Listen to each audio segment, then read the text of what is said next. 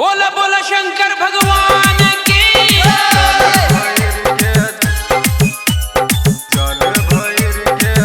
माँ Gayatri recording studio Madhepur चूड़ी बाजार। चल गे छौरी डुबकी लगे बई कोसी के घाट पे। चल गे छौरी डुबकी लगे बई कोसी के घाट पे।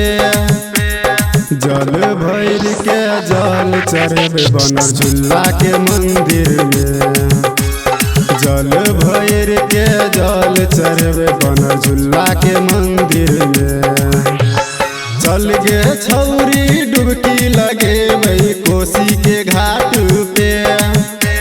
चल गे छौरी डुबकी लगे वही कोसी के घाट पे। जल भैर के जल चढ़े बनर झूला के मंदिर में। जल भैर के जल चढ़े बनर झूला के मंदिर में। डीजे सुमित सतीश रैना।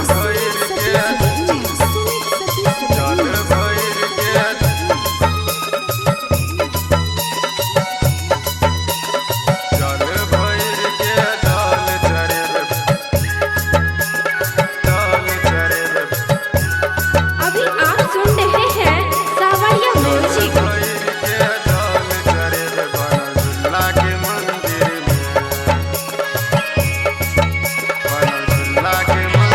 कंधा पे कामर उठे वही गे बोलबम के नारा लगे वे। डीजे पे गाना बजा के गे सब कोई कमर हिले वे।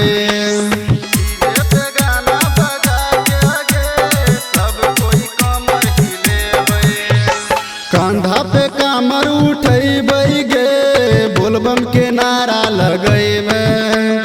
डीजे पे गाना बजाय गे सब कोई कमर हिलेबे। डीजे पे गाना बजाय गे सब कोई कमर हिलेबे। चल गे छौरी डुबकी लगे वही कोसी के घाट पे। चल गे छौरी डुबकी लगे वही कोसी के घाट पे।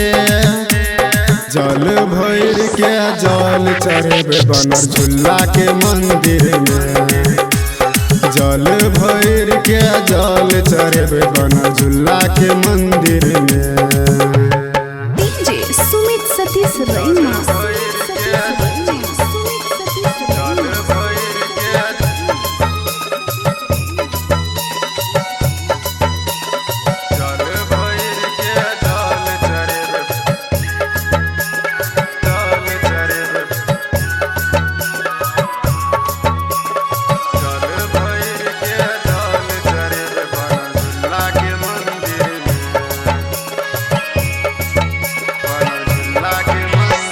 राइटर पवन जे तो छौरी गयो हो तोरा संगे।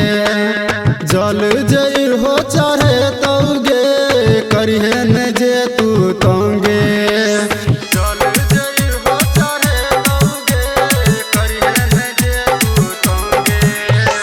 राइटर पवन जे तो छौरी गयो हो तोरा संगे।